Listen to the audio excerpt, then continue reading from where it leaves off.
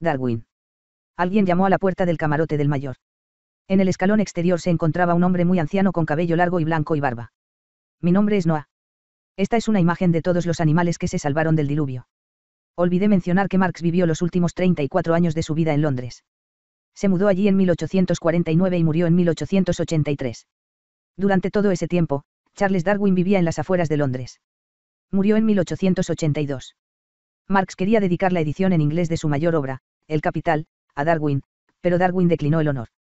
Cuando Marx murió un año después de Darwin, su amigo Friedrich Engels dijo, así como Darwin descubrió la teoría de la evolución orgánica, Marx descubrió la teoría de la evolución histórica de la humanidad. Freud dijo que tanto la teoría de la evolución de Darwin como su propio psicoanálisis habían resultado en una afrenta al egoísmo ingenuo de la humanidad. Una corriente naturalista desde mediados del siglo XIX hasta bastante avanzado el nuestro. Por naturalista nos referimos a un sentido de la realidad que no acepta otra realidad que la naturaleza y el mundo sensorial. Por lo tanto, un naturalista también considera que la humanidad es parte de la naturaleza. Un científico naturalista se basará exclusivamente en los fenómenos naturales, no en suposiciones racionalistas ni en ninguna forma de revelación divina. Las palabras clave de mediados del siglo pasado fueron naturaleza, medio ambiente, historia, evolución y crecimiento. Marx había señalado que las ideologías humanas eran un producto de la base de la sociedad. Darwin demostró que la humanidad era el resultado de una evolución biológica lenta. Los estudios de Freud sobre el inconsciente revelaron que las acciones de las personas a menudo eran el resultado de impulsos o instintos animales. Darwin tuvo que distanciarse de la visión de la Iglesia sobre la creación del hombre y la bestia. Darwin, Cyrus Berry en 1809. Su padre, el Dr. Robert Darwin, era un renombrado médico local y muy estricto con la crianza de su hijo. Cuando Charles era alumno de la escuela primaria local, su director lo describió como un niño que siempre estaba volando, jugando con cosas y tonterías, y nunca haciendo nada que fuera útil en lo más mínimo. Por útil, el director se refería a abarrotar verbos griegos y latinos.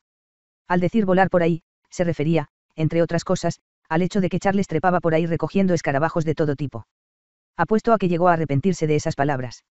Cuando posteriormente estudió teología, Charles estaba mucho más interesado en la observación de aves y la recolección de insectos, por lo que no obtuvo muy buenas calificaciones en teología. En abril de 1831, fue al norte de Gales para estudiar formaciones rocosas y buscar fósiles. Recibió una carta que iba a determinar el curso de toda su vida. Me han pedido que, recomiende a un naturalista para que acompañe al capitán Fitzroy, a quien el gobierno le ha encargado que estudie las costas del sur de América del Sur. Zarpó de Plymouth el 27 de diciembre de 1831 con destino a América del Sur y no regresó hasta octubre de 1836. Los 2 años se convirtieron en 5 y el viaje a América del Sur se convirtió en una vuelta al mundo. Durante los primeros años, el Beagle navegó arriba y abajo de la costa de América del Sur. Hacia las Islas Galápagos en el Pacífico al oeste de América del Sur también fueron de importancia decisiva. Pudo recopilar y enviar a Inglaterra grandes cantidades de material. Sin embargo, se guardó para sí mismo sus reflexiones sobre la naturaleza y la evolución de la vida. Cuando regresó a casa a la edad de 27 años, se encontró renombrado como científico. 1859, sobre el origen de las especies por medio de la selección natural o la conservación de las razas favorecidas en la lucha por la vida. Darwin avanzó 2 teorías o tesis principales. Primero, propuso que todas las formas vegetales y animales existentes descendían de formas anteriores más primitivas a través de una evolución biológica. En segundo lugar, esa evolución fue el resultado de la selección natural. La idea de la evolución biológica comenzó a ser ampliamente aceptada en algunos círculos ya en 1800. El principal vocero de esta idea fue el zoólogo francés Lamarck. Erasmo Darwin había sugerido que las plantas y los animales habían evolucionado a partir de unas pocas especies primitivas. Pero ninguno de ellos había dado una explicación aceptable de cómo sucedió esta evolución. Por lo tanto, los eclesiásticos no los consideraban una gran amenaza. Tanto en los círculos eclesiásticos como científicos, se adhería estrictamente a la doctrina bíblica de la inmutabilidad de todas las especies vegetales y animales. Todas y cada una de las formas de vida animal habían sido creadas por separado de una vez por todas. Además, esta visión cristiana estaba en armonía con las enseñanzas de Platón y Aristóteles. La teoría de las ideas de Platón presuponía que todas las especies animales eran inmutables porque estaban hechas según patrones de ideas o formas eternas. La inmutabilidad de las especies animales también fue uno de los pilares de la filosofía de Aristóteles. Pero en la época de Darwin hubo una serie de observaciones y hallazgos que pusieron a prueba las creencias tradicionales. Se estaba excavando un número cada vez mayor de fósiles. También hubo hallazgos de grandes huesos fósiles de animales extintos. El mismo Darwin estaba desconcertado al encontrar rastros de criaturas marinas tierra adentro. En América del Sur hizo descubrimientos similares en lo alto de las montañas de los Andes. Algunos creían que acababan de ser tirados allí por humanos o animales. Otros creían que Dios había creado estos fósiles y rastros de criaturas marinas para desviar a los impíos. La mayoría de los geólogos juraban una teoría de la catástrofe según la cual la Tierra había estado sujeta a gigantescas inundaciones, terremotos y otras catástrofes que habían destruido toda forma de vida. Leemos de uno de estos en la Biblia, el diluvio y el arca de Noé. Después de cada catástrofe, Dios renovó la vida en la tierra al crear plantas y animales nuevos y más perfectos. Se pensaba que los fósiles eran huellas de animales que no habían logrado entrar en el arca. Lyell sostenía que la geología actual de la Tierra, con sus montañas y valles, era el resultado de una evolución interminablemente larga y gradual. Su punto era que incluso cambios muy pequeños podrían causar grandes trastornos geológicos, considerando los eones de tiempo que han transcurrido. Como el viento y el clima, el derretimiento del hielo, los terremotos y las elevaciones del nivel del suelo. Pero Darwin siempre recordó que pequeños cambios graduales podrían resultar en alteraciones dramáticas si se les daba suficiente tiempo. Un factor decisivo en la teoría de Lyell fue la edad de la Tierra. En la época de Darwin, se creía ampliamente que habían transcurrido unos 6.000 años desde que Dios creó la Tierra.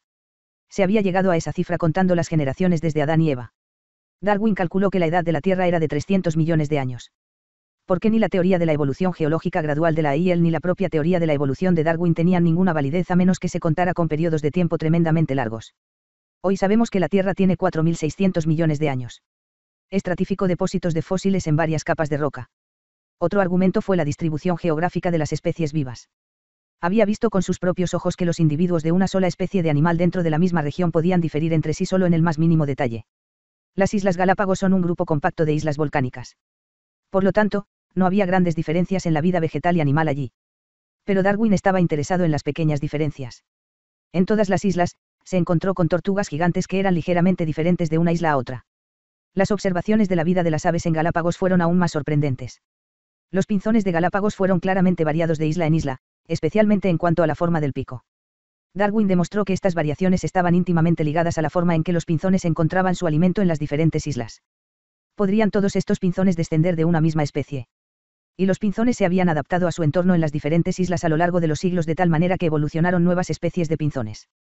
¿Había creado Dios de una vez por todas a todos estos animales ligeramente diferentes entre sí, o había tenido lugar una evolución? Cada vez más, comenzó a dudar de que todas las especies fueran inmutables. Pero había un factor más que indicaba que todos los animales de la Tierra podían estar relacionados. El desarrollo del embrión en los mamíferos. Si compara los embriones de perros, murciélagos, conejos y humanos en una etapa temprana, se ven tan parecidos que es difícil notar la diferencia. ¿No debería esto indicar que somos parientes lejanos? Conocía la teoría del zoólogo francés Lamarck, quien había demostrado que las diferentes especies habían desarrollado las características que necesitaban. Lamarck creía que las características que cada individuo adquiere a través de sus propios esfuerzos se transmiten a la siguiente generación. Pero esta teoría de la herencia de las características adquiridas fue rechazada por Darwin porque Lamarck no tenía pruebas de sus audaces afirmaciones. Entonces pregunto, si tuvieras 3 vacas, pero solo suficiente forraje para mantener con vida a 2 de ellas, ¿qué harías? Supongo que sacrificaría al que diera menos leche. Los criadores han hecho una selección artificial. Lo mismo se aplica al reino vegetal. No se plantan patatas malas si hay buenas semillas de patatas disponibles, y no se pierde el tiempo cortando trigo que no da grano. Darwin señaló que ninguna vaca, ningún tallo de trigo, ningún perro y ningún pinzón son completamente iguales. La naturaleza produce una enorme amplitud de variación. Incluso dentro de la misma especie, no hay 2 individuos exactamente iguales. Es posible que la naturaleza haga una selección natural en cuanto a qué individuos van a sobrevivir. Y podría tal selección durante un periodo de tiempo muy largo crear nuevas especies de flora y fauna. En octubre de 1838, se topó por casualidad con un librito de Thomas Malthus. El libro se llamó Ensayo sobre el principio de la población. Franklin había señalado que si no hubiera factores limitantes en la naturaleza, una sola especie de planta o animal se extendería por todo el mundo. Pero debido a que hay muchas especies, se mantienen en equilibrio. Malthus desarrolló esta idea y la aplicó a la población mundial. Él creía que la capacidad de la humanidad para procrear es tan grande que siempre nacen más niños de los que pueden sobrevivir. Dado que la producción de alimentos nunca puede seguir el ritmo del aumento de la población, creía que un gran número estaba destinado a sucumbir en la lucha por la existencia. Aquellos que sobrevivieron para crecer y perpetuar la carrera serían, por lo tanto, los que saldrían mejor en la lucha por la supervivencia. Aquí estaba la explicación de cómo ocurre la evolución. Se debió a la selección natural en la lucha por la vida, en la que aquellos que estaban mejor adaptados a su entorno sobrevivirían y perpetuarían la raza. Esta fue la segunda teoría que propuso en el origen de las especies. Escribió: el elefante se considera el criador más lento de todos los animales conocidos, pero si tuviera 6 crías y sobreviviera a 100, después de un periodo de 740 a 750 años habría cerca de 19 millones de elefantes vivos, descendientes del primer par. Darwin propuso además que la lucha por la supervivencia suele ser más difícil entre las especies que más se parecen entre sí. Tienen que luchar por la misma comida. Allí, la más mínima ventaja, es decir, la variación infinitesimal, se manifiesta verdaderamente. Cuanto más amarga sea la lucha por la supervivencia, más rápida será la evolución de nuevas especies, de modo que solo sobrevivirán las mejor adaptadas y las demás morirán. Pero no es solo una cuestión de comida. Puede ser igualmente vital evitar ser devorado por otros animales, tener un camuflaje protector, la capacidad de correr rápidamente, reconocer animales hostiles o tener un sabor repelente. La capacidad de reproducirse también es de fundamental importancia, obviamente. El único propósito del toro en la vida es crecer hasta la madurez sexual y reproducirse para propagar la raza. Es más bien como una carrera de relevos. Los que por una u otra razón no pueden transmitir sus genes son continuamente descartados, y así la raza es continuamente refinada. La resistencia a la enfermedad es una de las características más importantes acumuladas y conservadas progresivamente en las variantes que sobreviven. El resultado de esta selección continua es que los que mejor se adaptan a un ambiente particular, o un nicho ecológico particular, perpetuarán a largo plazo la raza en ese ambiente. Pero lo que es una ventaja en un entorno no lo es necesariamente en otro. Para algunos de los pinzones de Galápagos, la capacidad de volar era vital. Pero ser bueno para volar no es tan necesario si la comida se extrae del suelo y no hay depredadores. La razón por la que han surgido tantas especies animales diferentes a lo largo de los siglos es precisamente por estos muchos nichos en el entorno natural. Pero aún así, solo hay una raza humana. Eso se debe a que el hombre tiene una capacidad única para adaptarse a diferentes condiciones de vida. Los que viven cerca del Ecuador tienen la piel más oscura que las personas de climas más septentrionales porque su piel oscura los protege del sol. Las personas blancas que se exponen al sol durante largos periodos son más propensas al cáncer de piel. La piel blanca forma más fácilmente vitaminas solares, y eso puede ser vital en zonas con muy poco sol. Pero nada en la naturaleza es aleatorio. Todo se debe a cambios infinitesimales que se han producido a lo largo de incontables generaciones. Resumen, podemos decir que la materia prima detrás de la evolución de la vida en la Tierra fue la variación continua de individuos dentro de la misma especie, más el gran número de descendientes, lo que significó que solo una fracción de ellos sobrevivió. El mecanismo real, la fuerza impulsora detrás de la evolución fue, pues, la selección natural en la lucha por la supervivencia. Esta selección aseguró que sobrevivieran los más fuertes, o los más aptos. La Iglesia protestó con vehemencia y el mundo científico quedó profundamente dividido. Después de todo, Darwin había distanciado bastante a Dios del acto de la creación, aunque hubo algunos que afirmaron que seguramente era mejor haber creado algo con su propio potencial evolutivo innato que simplemente crear una entidad fija. Cuidado con eso, ella lloró. Junto al lago, un hombre y una mujer caminaban de la mano. Estaban completamente desnudos. Esos son Adán y Eva, dijo Alberto. Se vieron obligados gradualmente a compartir su suerte con Caperucita Roja y Alicia en el País de las Maravillas. Pero pronto desaparecieron entre los árboles. Porque Darwin creía que la humanidad descendía de los animales. En 1871, Darwin publicó The Descent of Man, en el que llamó la atención sobre las grandes similitudes entre los humanos y los animales, presentando la teoría de que los hombres y los simios antropoides deben haber evolucionado en algún momento del mismo progenitor. En ese momento se habían encontrado los primeros cráneos fósiles de un tipo extinto de hombre, primero en el Peñón de Gibraltar y algunos años más tarde en Neandertal en Alemania. Darwin murió en 1882, fue enterrado con toda la ceremonia debida a un pionero de la ciencia. Mientras estaba vivo, había sido descrito como el hombre más peligroso de Inglaterra. De repente, la gente se vio obligada a revisar todo su enfoque del libro del Génesis. La esencia de la teoría de Darwin eran las variaciones absolutamente aleatorias que finalmente habían producido al hombre. Darwin tuvo algo que decir sobre cómo surgieron tales variaciones aleatorias. Darwin solo tenía una vaga idea de la herencia. Algo sucede en el cruce. Un padre y una madre nunca tienen dos hijos idénticos. Siempre hay alguna pequeña diferencia. Por otro lado, es difícil producir algo realmente nuevo de esa manera. Además, hay plantas y animales que se reproducen por gemación o por simple división celular. Sobre la cuestión de cómo surgen las variaciones, la teoría de Darwin ha sido complementada por el llamado neodarwinismo. Toda vida y toda reproducción es básicamente una cuestión de división celular. Cuando una célula se divide en dos, se producen dos células idénticas con exactamente los mismos factores hereditarios. En la división celular, entonces, decimos que una célula se copia a sí misma. Pero ocasionalmente se producen errores infinitesimales en el proceso, por lo que la célula copiada no es exactamente igual a la célula madre. En términos biológicos modernos, esto es una mutación. Las mutaciones son totalmente irrelevantes o pueden conducir a cambios marcados en el comportamiento del individuo. Pueden ser directamente dañinos, y tales mutantes serán descartados continuamente de las grandes crías. De hecho, muchas enfermedades se deben a mutaciones.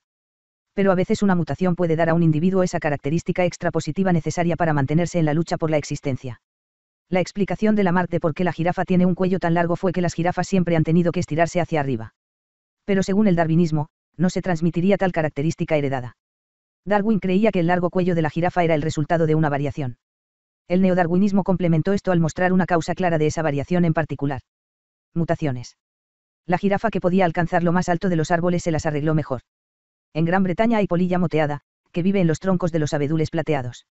En el siglo XVIII, la mayoría de las polillas moteadas eran de color gris plateado. Pero de vez en cuando, por mutaciones bastante casuales, nacían algunas más oscuras. En varios lugares, los troncos plateados se ennegrecieron por el hollín industrial. Los más oscuros sobrevivieron mejor. Los perdedores blancos fueron eliminados con la ayuda de los pájaros tan pronto como aparecieron en los troncos de abedul.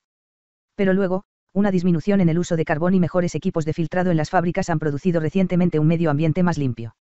Y por lo tanto, la polilla moteada está en proceso de volver a su color plateado. Esto es lo que llamamos adaptación. Es una ley natural. La gente ha tratado de erradicar las plagas con varios pesticidas.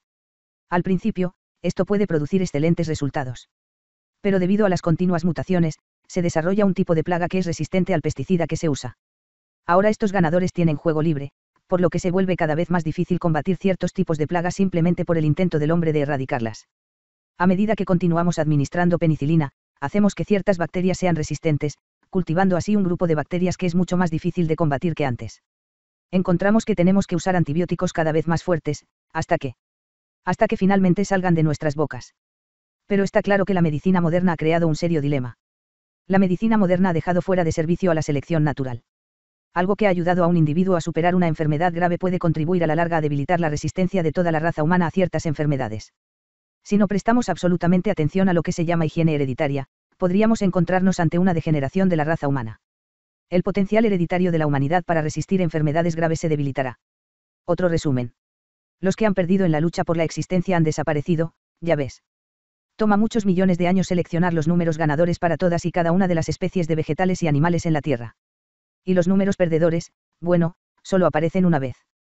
Así que no hay especies de animales o vegetales que existan hoy en día que no sean números ganadores en la gran lotería de la vida. Y ahora, si es tan amable de pasarme la foto que ese tipo, ese cuidador del zoológico, nos trajo. La imagen del arca de Noé cubría un lado. El otro estaba dedicado a un diagrama de árbol de todas las diversas especies de animales. Nuestro Noé darwiniano también nos trajo un croquis que muestra la distribución de las diversas especies vegetales y animales. Puedes ver cómo las diferentes especies pertenecen a los diferentes grupos, clases y subreinos. Junto con los monos, el hombre pertenece a los llamados primates. Los primates son mamíferos, y todos los mamíferos pertenecen a los vertebrados, que a su vez pertenecen a los animales multicelulares.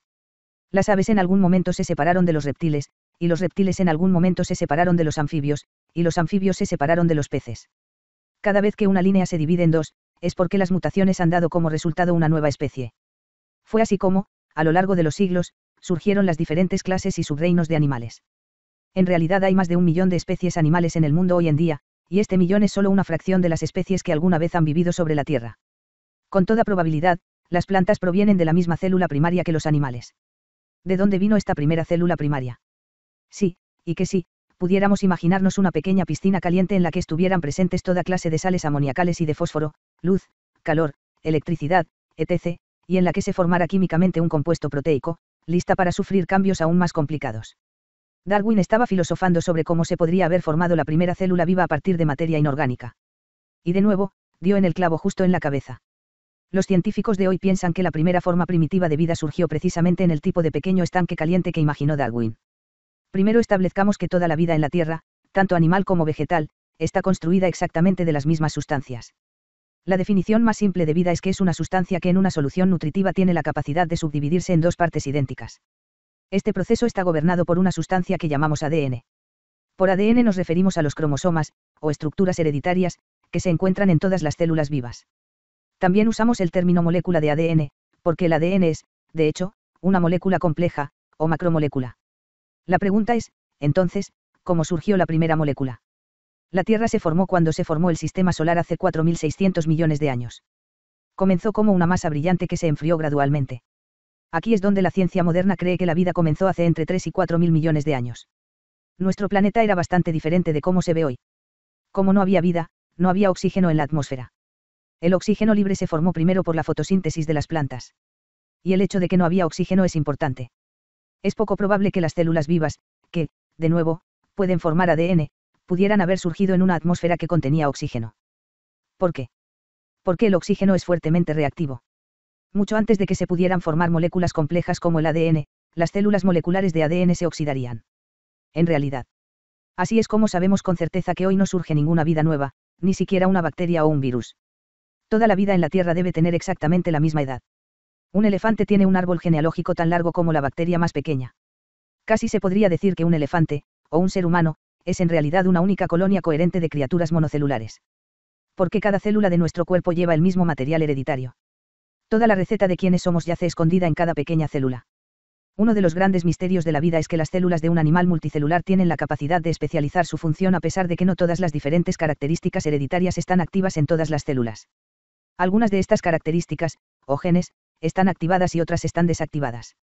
Una célula del hígado no produce las mismas proteínas que una célula nerviosa o una célula de la piel. Pero los tres tipos de células tienen la misma molécula de DMA, que contiene la receta completa para el organismo en cuestión. Dado que no había oxígeno en la atmósfera, no había una capa protectora de ozono alrededor de la Tierra. Eso significa que no había nada que detuviera la radiación del cosmos. Esto también es significativo porque esta radiación probablemente fue fundamental en la formación de la primera molécula compleja. La radiación cósmica de esta naturaleza fue la energía real que hizo que las diversas sustancias químicas en la Tierra comenzaran a combinarse en una macromolécula complicada. Permíteme recapitular, antes de que se puedan formar moléculas tan complejas, de las que consiste toda la vida, deben estar presentes al menos dos condiciones: no debe haber oxígeno en la atmósfera y debe haber acceso para la radiación cósmica. En esta pequeña piscina caliente, o sopa primaria, como la llaman a menudo los científicos modernos, una vez se formó una macromolécula gigantescamente complicada, que tenía la maravillosa propiedad de poder subdividirse en dos partes idénticas. Y así comenzó el largo proceso evolutivo, el primer ADN o la primera célula viva. Se subdividió una y otra vez, pero desde la primera etapa, estaba ocurriendo la transmutación. Después de eones de tiempo, uno de estos organismos monocelulares se conectó con un organismo multicelular más complicado. Así empezó también la fotosíntesis de las plantas, y así la atmósfera pasó a contener oxígeno. Esto tuvo dos resultados: primero, la atmósfera permitió la evolución de animales que podían respirar con la ayuda de pulmones. En segundo lugar, la atmósfera protegía la vida de la dañina radiación cósmica. Por extraño que parezca, esta radiación, que probablemente fue una chispa vital en la formación de la primera célula, también es dañina para todas las formas de vida. Pero la atmósfera no puede haberse formado de la noche a la mañana. ¿Cómo se las arreglaron las primeras formas de vida? La vida comenzó en los mares primarios, que es lo que llamamos sopa primaria. Allí podría vivir protegido de los rayos nocivos. No fue hasta mucho más tarde, cuando la vida en los océanos había formado una atmósfera, que los primeros anfibios se arrastraron hacia la Tierra. El resto es de lo que ya hemos hablado. La imagen en este tablero muestra que la evolución tenía una dirección. A lo largo de los eones de tiempo, los animales han evolucionado con sistemas nerviosos cada vez más complicados y un cerebro cada vez más grande. Personalmente, no creo que eso pueda ser accidental. ¿Qué opinas? Darwin realmente no podía aceptar el hecho de que algo tan delicado y sensible como un ojo pudiera deberse exclusivamente a la selección natural. De repente ella exclamó: lo que importa nuestro trabajo creativo sin fin. Cuando, de un tirón, el olvido acaba con la bobina. Esas son las palabras del diablo. O Mefistófeles, en el Fausto de Goethe. Cuando Fausto muere y mira hacia atrás en el trabajo de su vida, dice en triunfo, entonces, al momento podría decir: quédate ahora, eres tan justo. Ahora los registros de mi día terrenal ningún vuelo de eones puede dañar, llega el conocimiento previo, y me llena de tal dicha, tomo mi alegría, mi momento más alto es este. Pero luego es el turno del diablo. Tan pronto como Fausto muere, exclama: una palabra tonta, pasada. ¿Cómo entonces? Se ha ido. Ido, apura nada, pasado con nulo hecho uno. ¿Qué importa el trabajo creativo sin fin, cuando, de un tirón, el olvido acaba con la espiral? Ya pasó, ¿cómo se resolverá este enigma? Tan bueno como si las cosas nunca hubieran comenzado, sin embargo, regresan: existencia para poseer, prefiero tener el vacío eterno. Aunque su vida había terminado, Faust vio algún significado en las huellas que dejaría tras de sí. Y no es también una consecuencia de la teoría de Darwin que somos parte de algo que lo abarca todo, en el que cada forma de vida diminuta tiene su significado en el panorama general. Somos el planeta vivo, Sophie. Somos el gran barco que navega alrededor de un sol ardiente en el universo. Pero todos y cada uno de nosotros somos también un barco que navega por la vida con un cargamento de genes. Cuando hemos llevado este cargamento a salvo al próximo puerto, no hemos vivido en vano. Thomas Hardy expresa el mismo pensamiento en su poema Transformaciones: parte de este tejo es un hombre que mi abuelo conoció, acurrucado aquí a sus pies, esta rama puede ser su esposa, una vida humana rojiza ahora convertida en un brote verde. Estas hierbas deben estar hechas de ella que a menudo rezaba, el siglo pasado, por el reposo, y la bella muchacha de hace mucho tiempo a quien a menudo traté de conocer puede estar entrando en esta rosa. Por lo tanto, no están bajo tierra, sino como nervios y venas que abundan en los crecimientos del aire superior, y sienten el sol y la lluvia, y de nuevo la energía que los convirtió en lo que eran. Freud. Hilda salió corriendo de la casa, bajó por el jardín y salió al pequeño muelle. Desató el bote y saltó dentro de él. Somos el planeta vivo, Sophie. Somos el gran barco que navega alrededor de un sol ardiente en el universo. Pero todos y cada uno de nosotros somos también un barco que navega por la vida con un cargamento de genes. Cuando hayamos llevado este cargamento de manera segura al próximo puerto, no hemos vivido en vano. Se sabía el pasaje de memoria. Había sido escrito para ella. No por Sophie, por ella. Cada palabra en la carpeta de anillas fue escrita por papá para Hilda. ¿Dónde estaban Sophie y Alberto en esta foto? Sí, ¿dónde estaban Alberto y Sophie? No podía comprender que no eran más que impulsos electromagnéticos en el cerebro de su padre. No podía imaginar, y ciertamente no aceptar, que solo eran papel y tinta de imprenta de una cinta en la máquina de escribir portátil de su padre. Se podría decir que ella misma no era más que un conglomerado de compuestos proteicos que un día cobraron vida repentinamente en una pequeña piscina caliente. Pero ella era más que eso. Ella no comenzó a leer de nuevo hasta la noche. Una vez más llamaron a la puerta. En el escalón se encontraba un hombre desnudo. Bien. Él dijo. ¿Qué piensan ustedes, buenas personas, de las nuevas ropas del emperador? Cubriendo sus partes íntimas con ambas manos, saltó hacia el grupo de árboles más cercano y desapareció. Unas palabras sobre Sigmund Freud. Freud, 1856. Se especializó tempranamente en neurología.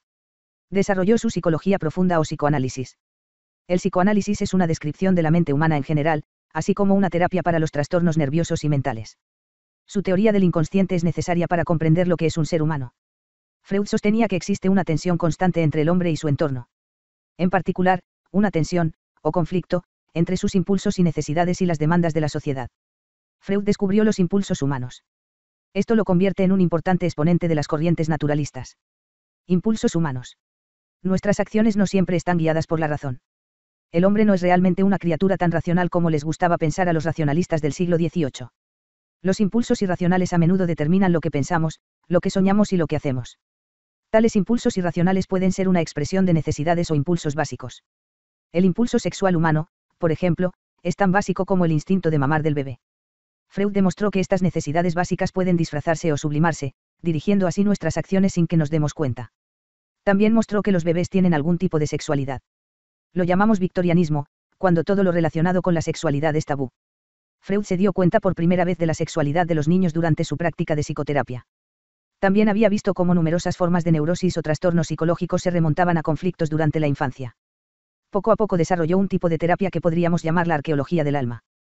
El psicoanalista, con la ayuda del paciente, puede profundizar en la mente del paciente y sacar a la luz las experiencias que han causado el trastorno psicológico del paciente, ya que según Freud, almacenamos la memoria de todas nuestras experiencias en lo más profundo de nosotros. El analista tal vez pueda descubrir una experiencia infeliz que el paciente ha tratado de suprimir durante muchos años, pero que, sin embargo, ha permanecido enterrada, carcomiendo los recursos del paciente. Al traer una experiencia traumática a la mente consciente, y mostrársela al paciente, por así decirlo, él o ella puede ayudar al paciente a terminar con eso y recuperarse. Descripción de la mente humana. Cuando venimos al mundo, vivimos nuestras necesidades físicas y mentales de manera muy directa y sin vergüenza. También damos expresión directa a nuestro deseo de contacto físico y calor corporal. Freud llamó a este principio de placer en nosotros el ello. Como bebés recién nacidos, apenas somos otra cosa que id. Llevamos el id, o principio del placer, con nosotros hasta la edad adulta y durante toda la vida. Pero gradualmente aprendemos a regular nuestros deseos y ajustarnos a nuestro entorno.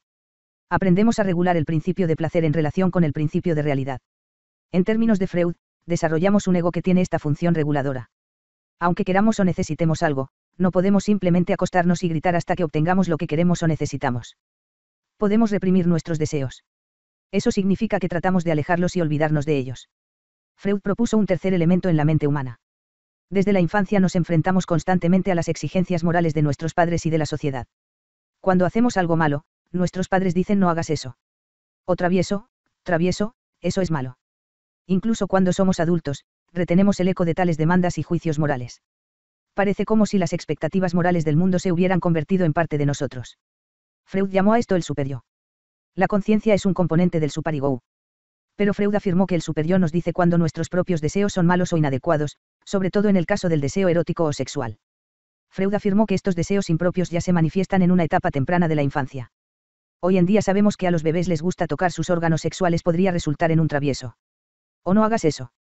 Ese es el comienzo de los sentimientos de culpa por todo lo relacionado con los órganos sexuales y la sexualidad. Debido a que este sentimiento de culpa permanece en el superyo, muchas personas, según Freud, la mayoría de las personas, se sienten culpables por el sexo durante toda su vida. Al mismo tiempo demostró que los deseos y necesidades sexuales son naturales y vitales para el ser humano. Y así se prepara el escenario para un conflicto de por vida entre el deseo y la culpa. Muchos de los pacientes de Freud experimentaron el conflicto de manera tan aguda que desarrollaron lo que Freud llamó neurosis. Lo enterró profundamente en su inconsciente. Psique humana, Freud concluyó que la conciencia constituye solo una pequeña parte de la mente humana. Por debajo del umbral de lo consciente, está el subconsciente o el inconsciente. No tenemos todas nuestras experiencias conscientemente presentes todo el tiempo. Pero el tipo de cosas que hemos pensado o experimentado, y que podemos recordar si ponemos nuestra mente en ello, Freud lo denominó preconsciente. Reservó el término inconsciente para las cosas que hemos reprimido. Tratamos de olvidar porque fue desagradable, inadecuado o desagradable. Si tenemos deseos e impulsos que no son tolerables para el consciente, el superyo los empuja hacia abajo. Para algunas personas mantener los pensamientos desagradables o prohibidos lejos de la conciencia que conduce a la enfermedad mental. Cualquier cosa que sea reprimida de esta manera intentará por sí sola volver a entrar en la conciencia. Vivimos bajo la presión constante de pensamientos reprimidos que intentan abrirse camino desde el inconsciente. Es por eso que a menudo decimos o hacemos cosas sin querer. Las reacciones inconscientes provocan así nuestros sentimientos y acciones. Uno es lo que él llamó parapraxes, deslices de la lengua o de la pluma. Accidentalmente decimos o hacemos cosas que alguna vez tratamos de reprimir. Otra cosa que podemos hacer es racionalizar. Eso significa que no damos la verdadera razón de lo que estamos haciendo ni a nosotros mismos ni a otras personas porque la verdadera razón es inaceptable. Podría hipnotizarte para que abras una ventana. Mientras estás bajo hipnosis te digo que cuando empiece a tamborilear con los dedos sobre la mesa te levantarás y abrirás la ventana. Tamborileo sobre la mesa y tú abres la ventana. Después te pregunto por qué abriste la ventana y podrías decir que lo hiciste porque hacía demasiado calor. Pero esa no es la verdadera razón. Te resistes a admitir que hiciste algo bajo mis órdenes hipnóticas. Así que racionalizas. Cuando proyectamos, transferimos las características que estamos tratando de reprimir en nosotros mismos a otras personas. Una persona que es muy avara, por ejemplo, caracterizará a los demás como tacaños. Y alguien que no admite estar preocupado por el sexo puede ser el primero en indignarse por la fijación sexual de otras personas. El punto de Freud era que estos deslices no son ni tan accidentales ni tan inocentes como pensamos. Estas acciones fallidas pueden, de hecho, revelar los secretos más íntimos. No podrás escapar de tus impulsos inconscientes. El arte consiste precisamente en no esforzarse demasiado en enterrar cosas desagradables en el inconsciente. De hecho, es bastante saludable dejar la puerta entreabierta entre el consciente y el inconsciente. Un neurótico es una persona así, que usa demasiada energía tratando de mantener lo desagradable fuera de su conciencia. Con frecuencia hay una experiencia particular que la persona trata desesperadamente de reprimir. Freud desarrolló una técnica a la que llamó asociación libre. En otras palabras, dejaba que el paciente se tumbara en una posición relajada y simplemente hablara de lo que se le ocurriera. La idea era romper la tapa o el control que había crecido sobre los traumas, porque eran estos traumas los que causaban preocupación al paciente. Están activos todo el tiempo, pero no conscientemente. Cuanto más intentas olvidar algo, más lo piensas inconscientemente. Según Freud, el camino real hacia el inconsciente son nuestros sueños. En la interpretación de los sueños demostró que nuestros sueños no son aleatorios. Nuestro inconsciente intenta comunicarse con nuestro consciente a través de los sueños. Freud determinó que todos los sueños son cumplimientos de deseos. En los adultos se disfrazan los deseos que se van a cumplir en los sueños. Esto se debe a que, incluso cuando dormimos, la censura actúa sobre lo que nos permitimos. Freud mostró que debemos distinguir entre el sueño real tal como lo recordamos por la mañana y el significado real del sueño. Llamó a la imagen real del sueño, es decir, la película o el vídeo que soñamos, el sueño manifiesto. Este contenido onírico aparente siempre toma su material o escenario del día anterior. Pero el sueño también contiene un significado más profundo que está oculto a la conciencia. Freud llamó a esto los pensamientos latentes del sueño, y estos pensamientos ocultos de los que realmente trata el sueño pueden provenir de un pasado lejano, desde la primera infancia, por ejemplo. Pero no es el médico quien interpreta el sueño. Solo puede hacerlo con la ayuda del paciente. El trabajo de los sueños. Podríamos llamarlo enmascarar o codificar de qué se trata realmente el sueño. Al interpretar el sueño, debemos pasar por el proceso inverso y desenmascarar o decodificar el motivo para llegar a su tema. Freud creía que el sueño era un cumplimiento disfrazado de un deseo reprimido. El psicoanálisis de Freud fue extremadamente importante en la década de 1920, especialmente para el tratamiento de ciertos pacientes psiquiátricos. Su teoría del inconsciente también fue muy significativa para el arte y la literatura. Poetas y pintores, especialmente los surrealistas, intentaron explotar el poder del inconsciente en su trabajo. La palabra surrealismo proviene del francés y significa superrealismo. En 1924, André Breton publicó un manifiesto surrealista, afirmando que el arte debería provenir del inconsciente. Por lo tanto, el artista debe obtener la inspiración más libre posible de sus imágenes oníricas y esforzarse por lograr un superrealismo, en el que se disuelvan los límites entre el sueño y la realidad.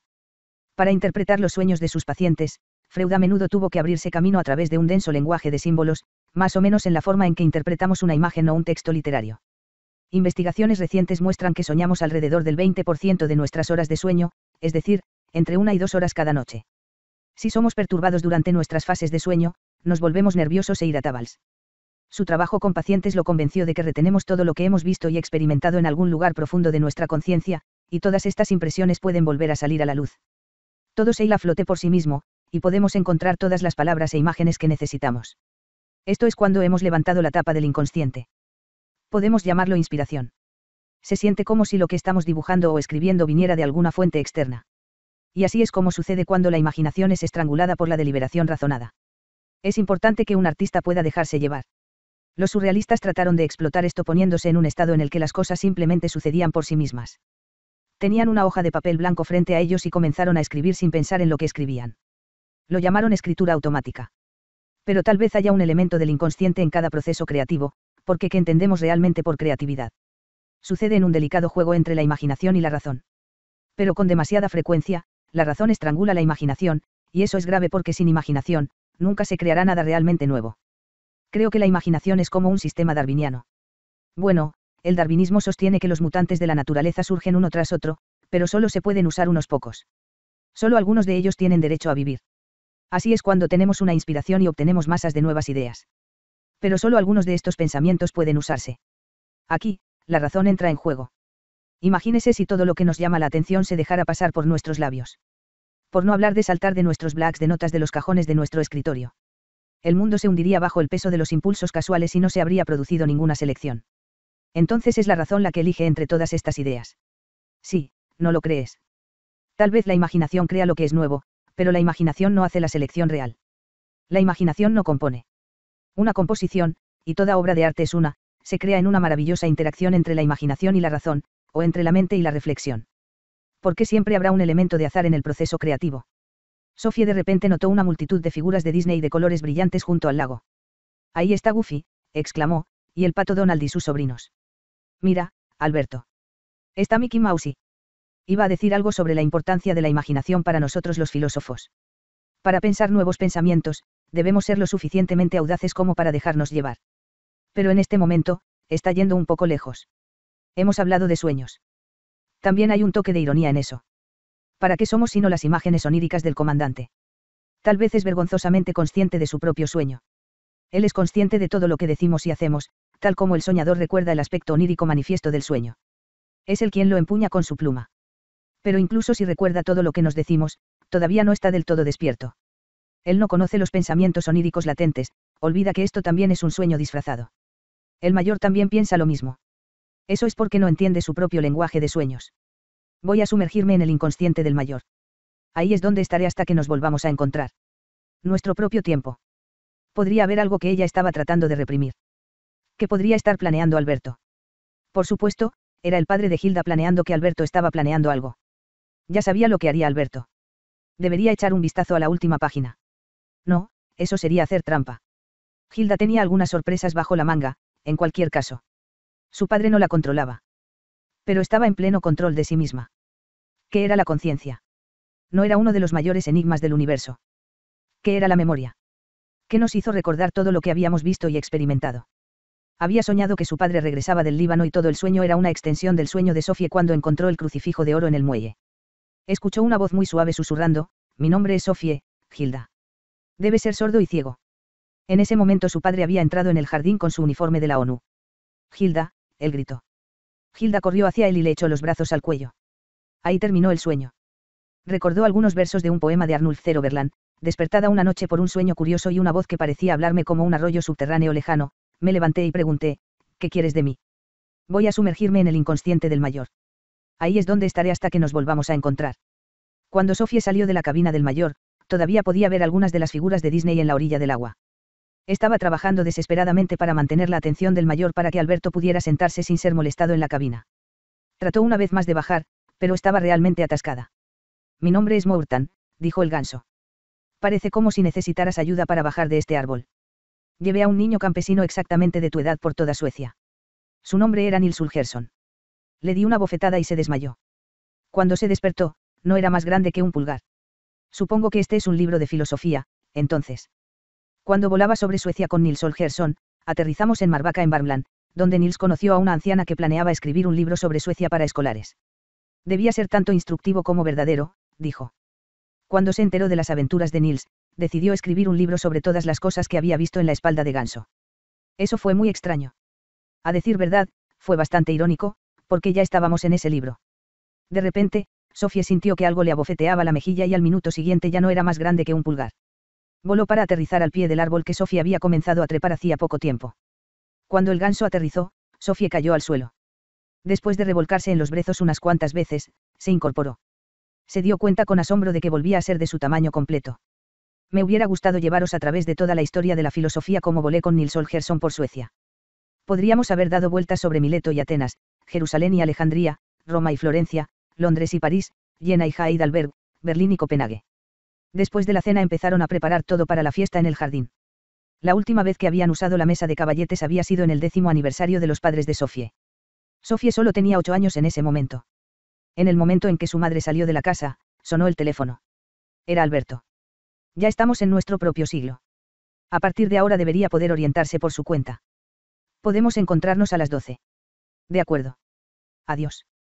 Muchas otras personas estaban sentadas en las mesas redondas, pero Sophie solo vio que Alberto no estaba entre ellos. Se preguntó qué pensaría toda esta gente acerca de estar viva. Parecía como si simplemente se hubieran dejado caer, como si acabaran de sentarse aquí por casualidad. No parecía que estuvieran hablando de nada importante. De repente se acordó de Kierkegaard, quien había dicho que lo que más caracterizaba a la multitud era su charla ociosa. Estaban todas estas personas viviendo en la etapa estética. O había algo que era existencialmente importante para ellos. En una de sus primeras cartas, Alberto le había hablado de la similitud entre los niños y los filósofos. Volvió a darse cuenta de que tenía miedo de convertirse en adulta. Supongamos que ella también terminara arrastrándose hasta lo más profundo de la piel del conejo blanco que se sacó del sombrero de copa del universo. De repente entró Alberto. Hablemos de nuestro propio siglo. Existencialismo, este es un término colectivo para varias corrientes filosóficas que toman como punto de partida la situación existencial del hombre. Basaron sus ideas en Kierkegaard, Hegel y Marx. Alemán Friedrich Nietzsche, 1844 a 1900. Él también reaccionó contra la filosofía de Hegel y el historicismo alemán. Propuso la vida misma como contrapeso al interés anémico por la historia y lo que llamó la moral esclava cristiana. Procuró efectuar una revalorización de todos los valores, para que la fuerza vital de los más fuertes no se viera obstaculizada por la débil. Según Nietzsche, tanto el cristianismo como la filosofía tradicional se habían apartado del mundo real y apuntaban hacia el cielo o el mundo de las ideas. Pero lo que hasta entonces se había considerado el mundo real era de hecho un pseudomundo. Sé fiel al mundo, dijo. No escuches a los que te ofrecen expectativas sobrenaturales. Influenciado tanto por Kierkegaard como por Nietzsche fue el filósofo existencialista alemán Martin Heidegger. El existencialista francés Jean-Paul Sartre, 1905 a 1980. Se hizo especialmente popular en los años 40, justo después de la guerra. Más tarde se alió con el movimiento marxista en Francia. Conoció a su compañera de toda la vida, Simone de Beauvoir, en un café. También fue una filósofa existencial. Sartre dijo que el existencialismo es humanismo. Con eso quiso decir que los existencialistas parten de nada más que de la humanidad misma. Podría agregar que el humanismo al que se refería tenía una visión mucho más sombría de la situación humana que el humanismo que conocimos en el Renacimiento. Tanto Kierkegaard como algunos de los filósofos existencialistas de este siglo eran cristianos. Pero la lealtad de Sartre era un existencialismo ateo. Su filosofía puede verse como un análisis despiadado de la situación humana cuando Dios está muerto. La expresión Dios está muerto proviene de Nietzsche. La palabra clave en la filosofía de Sartre, como en la de Kierkegaard, es existencia. Pero existencia no significaba lo mismo que estar vivo. Las plantas y los animales también están vivos, existen, pero no tienen que pensar en lo que implica. El hombre es el único ser vivo que es consciente de su propia existencia. Sartre dijo que una cosa material es simplemente en sí misma, pero la humanidad es para sí misma. Por lo tanto, el ser del hombre no es lo mismo que el ser de las cosas. Sartre dijo que la existencia del hombre tiene prioridad sobre lo que de otro modo podría ser. El hecho de que existo tiene prioridad sobre lo que soy. La existencia tiene prioridad sobre la esencia. Por esencia entendemos aquello de lo que consiste algo, la naturaleza, o el ser, de algo. Pero según Sartre, el hombre no tiene tal naturaleza innata. Por lo tanto, el hombre debe crearse a sí mismo. Debe crear su propia naturaleza o esencia, porque no está fijada de antemano. Los filósofos han tratado de descubrir qué es el hombre, o qué es la naturaleza humana. Pero Sartre creía que el hombre no tiene tal naturaleza eterna a la que recurrir. Por lo tanto, es inútil buscar el sentido de la vida en general. Estamos condenados a improvisar. Somos como actores arrastrados al escenario sin haber aprendido nuestras líneas, sin guión y sin apuntador que nos susurre direcciones escénicas. Debemos decidir por nosotros mismos cómo vivir. Cuando las personas se dan cuenta de que están vivas y que algún día morirán, y no hay ningún significado al que aferrarse, experimentan angustia, dijo Sartre. Puede recordar que la angustia, una sensación de temor, también era característica de la descripción de Kierkegaard de una persona en una situación existencial. Sartre dice que el hombre se siente extraño en un mundo sin sentido. Cuando describe la alienación del hombre, se hace eco de las ideas centrales de Hegel y Marx. El sentimiento de alienación del hombre en el mundo crea una sensación de desesperación, aburrimiento, náusea y absurdo. Sartre estaba describiendo al habitante de la ciudad del siglo XX. ¿Recuerdas que los humanistas del Renacimiento habían llamado la atención, casi triunfalmente, sobre la libertad e independencia del hombre? Sartre experimentó la libertad del hombre como una maldición. El hombre está condenado a ser libre, dijo. Condenado porque no se ha creado a sí mismo y, sin embargo, es libre. Porque habiendo sido arrojado una vez al mundo, es responsable de todo lo que hace. Sin embargo, somos individuos libres, y esta libertad nos condena a hacer elecciones a lo largo de nuestra vida. No hay valores o normas eternos a los que podamos adherirnos, lo que hace que nuestras elecciones sean aún más significativas. Porque somos totalmente responsables de todo lo que hacemos. Sartre enfatizó que el hombre nunca debe deslindarse de la responsabilidad de sus acciones. Tampoco podemos eludir la responsabilidad de tomar nuestras propias decisiones sobre la base de que debemos ir a trabajar, o debemos estar a la altura de ciertas expectativas de la clase media con respecto a cómo debemos vivir. Aquellos que así se deslizan en las masas anónimas nunca serán más que miembros del rebaño impersonal, habiendo huido de sí mismos hacia el autoengaño. Por otro lado, nuestra libertad nos obliga a hacer algo de nosotros mismos, a vivir auténticamente o verdaderamente. Este no es el caso menos importante en lo que respecta a nuestras elecciones éticas. Nunca podemos echarle la culpa a la naturaleza humana, a la fragilidad humana o algo por el estilo. De vez en cuando sucede que los hombres adultos se comportan como cerdos y luego le echan la culpa al viejo Adán. Pero no existe el viejo Adán. Es simplemente una figura a la que nos aferramos para evitar asumir la responsabilidad de nuestras propias acciones. Sartre afirmó que no había un significado innato para la vida, no quiso decir que nada importaba. No era lo que llamamos un nihilista. Esa es una persona que piensa que nada significa nada y que todo está permitido. Sartre creía que la vida debe tener sentido. Es un imperativo. Pero somos nosotros mismos quienes debemos crear este significado en nuestras propias vidas. Existir es crear tu propia vida. Sartre trató de probar que la conciencia en sí misma no es nada hasta que ha percibido algo. Porque la conciencia siempre es consciente de algo. Y ese algo lo proporcionamos tanto nosotros mismos como nuestro entorno. Somos en parte instrumentales para decidir lo que percibimos seleccionando lo que es significativo para nosotros. Dos personas pueden estar presentes en la misma habitación y, sin embargo, experimentarla de manera muy diferente. Esto se debe a que aportamos nuestro propio significado, o nuestros propios intereses, cuando percibimos nuestro entorno. Un convicto fugado puede ver policías en todas partes. Nuestras propias vidas influyen en la forma en que percibimos las cosas en la habitación. Si algo no me interesa, no lo veo. Aniquilamos todo lo que es irrelevante para nosotros. No son importantes para ti. Es posible que los encuentre agravantes, incluso desagradables. Están ocupando demasiado espacio. Lo único que registras es que él no está. Simone de Beauvoir intentó aplicar el existencialismo al feminismo. Sartre ya había dicho que el hombre no tiene una naturaleza básica a la que recurrir. Nos creamos a nosotros mismos. Simone de Beauvoir negó la existencia de una naturaleza femenina o naturaleza masculina básica. Por ejemplo, generalmente se ha afirmado que el hombre tiene una naturaleza trascendente o de logro. Por lo tanto, buscará significado y dirección fuera del hogar. Se ha dicho que la mujer tiene la filosofía de vida opuesta. Ella es inmanente, lo que significa que desea estar donde está. Por lo tanto, nutrirá a su familia, cuidará el medio ambiente y las cosas más hogareñas. Simone de Beauvoir, de hecho, no creía en la existencia de tal naturaleza femenina o naturaleza masculina. Por el contrario, creía que las mujeres y los hombres deben liberarse de tales prejuicios o ideales arraigados. Su obra principal, publicada en 1949, se llamó El segundo sexo. Estaba hablando de mujeres. En nuestra cultura las mujeres son tratadas como el segundo sexo.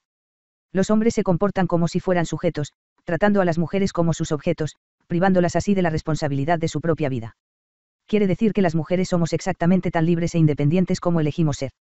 El existencialismo también tuvo una gran influencia en la literatura, desde los años 40 hasta nuestros días, especialmente en el teatro. Su estilo característico, y el de muchos otros escritores modernos, fue lo que llamamos absurdismo. El término se usa especialmente sobre el teatro del absurdo.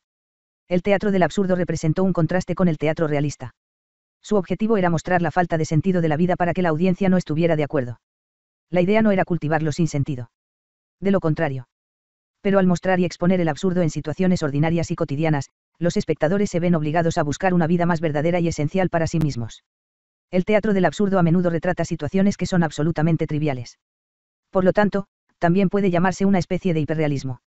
Las personas son retratadas exactamente como son. Pero si reproducís en el escenario exactamente lo que sucede en el baño en una mañana perfectamente normal en una casa perfectamente normal, el público se reiría. Su risa podría interpretarse como un mecanismo de defensa contra verse satirizados en el escenario. El teatro del absurdo también puede tener ciertos rasgos surrealistas. Sus personajes a menudo se encuentran en situaciones muy reales y oníricas. Cuando aceptan esto sin sorpresa, la audiencia se ve obligada a reaccionar con sorpresa ante la falta de sorpresa de los personajes. Así trabajaba Charlie Chaplin en sus películas mudas. Aceptación de todas las cosas absurdas que le suceden. Eso obligó a la audiencia a buscar en sí mismos algo más genuino y verdadero. A veces puede ser correcto sentir, esto es algo de lo que debo alejarme, aunque no tengo idea de a dónde ir. Neotomismo, es decir, ideas que pertenecen a la tradición de Tomás de Aquino. Filosofía analítica o empirismo lógico, con raíces que se remontan a Hume y al empirismo británico, e incluso a la lógica de Aristóteles. El neomarxismo en una miríada de diversas tendencias. Ya hemos hablado sobre el neodarwinismo y la importancia del psicoanálisis. Materialismo, que también tiene raíces históricas. Gran parte de la ciencia actual se remonta a los esfuerzos de los presocráticos. Por ejemplo, la búsqueda de la partícula elemental indivisible de la que se compone toda la materia. Nadie ha sido capaz todavía de dar una explicación satisfactoria de lo que es la materia. Las ciencias modernas como la física nuclear y la bioquímica están tan fascinadas por el problema que para muchas personas constituye una parte vital de su filosofía de vida. Sartre hizo una observación importante cuando dijo que las preguntas existenciales no pueden responderse de una vez por todas. Una pregunta filosófica es por definición algo que cada generación, cada individuo incluso, debe preguntarse una y otra vez. Es haciendo tales preguntas que sabemos que estamos vivos. Y mientras la gente buscaba respuestas a las preguntas más importantes, han descubierto soluciones claras y definitivas a muchos otros problemas. La ciencia, la investigación y la tecnología son todos subproductos de nuestra reflexión filosófica. No fue nuestra maravilla sobre la vida lo que finalmente llevó a los hombres a la luna.